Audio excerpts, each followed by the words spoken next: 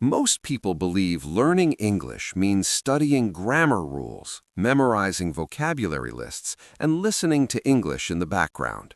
It feels productive. You spend time with the language, you learn new words, and you think progress is happening. But after months, sometimes even years, something strange happens. When it's time for a real conversation, the words still don't come easily. You understand a little, but not enough to feel confident. And that's where many learners start blaming themselves. They think they're not talented enough, or that English is simply too difficult for them. But the real problem isn't your intelligence or your effort, it's the method you've been using. In fact, most learners practice English in a way the brain doesn't truly absorb.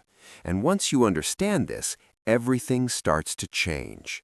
Because there's one surprisingly simple method that can fix this problem much faster than most people expect. The method is called dictation. It may sound simple, almost too simple to be powerful. The idea is straightforward. You listen to a short piece of English, write down exactly what you hear, then compare your writing with the correct transcript and fix your mistakes. That's it. Listen, write, compare, and correct. But this small process does something powerful inside your brain. Instead of passively hearing English, your mind is forced to focus on every sound, every word, and every detail. Listening, thinking, and writing all happen at the same time. Surprisingly, most English learners skip this step completely, even though it trains multiple language skills together.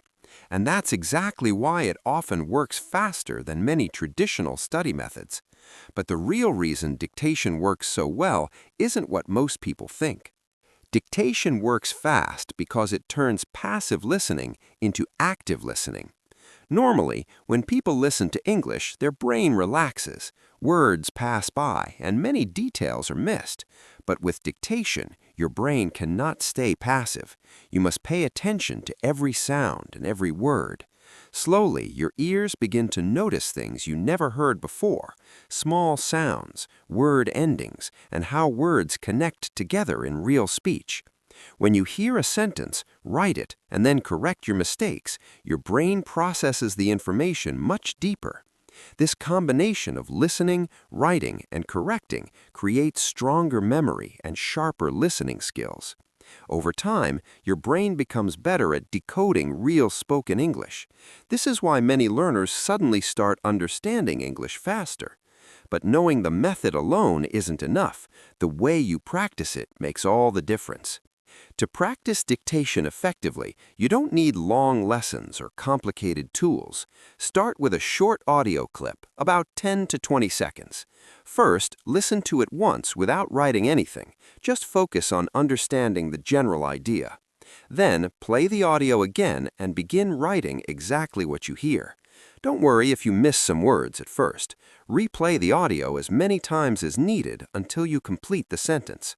After that, compare your writing with the correct transcript and carefully fix your mistakes. Short audio works better because your brain can focus deeply without feeling overwhelmed. This small routine trains your brain much faster than long study sessions. But there's one mistake that can completely ruin this method. The biggest mistake learners make with dictation is choosing audio that is too difficult.